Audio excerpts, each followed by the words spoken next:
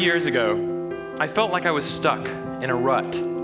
So I decided to follow in the footsteps of the great American philosopher, Morgan Spurlock, and try something new for 30 days.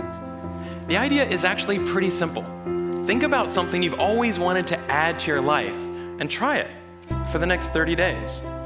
It turns out 30 days is just about the right amount of time to add a new habit or subtract a habit, like watching the news, from your life. There's a few things that I learned while doing these 30-day challenges.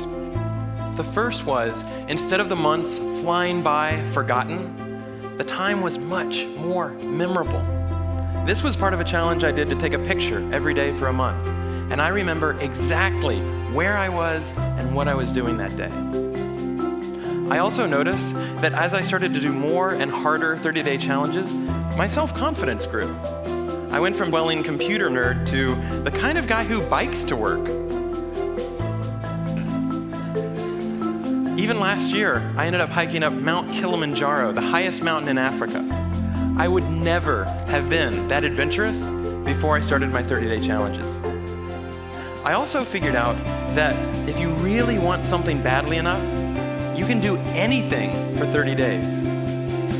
Have you ever wanted to write a novel?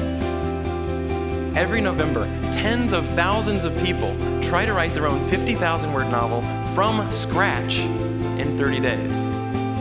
It turns out, all you have to do is write 1,667 words a day for a month.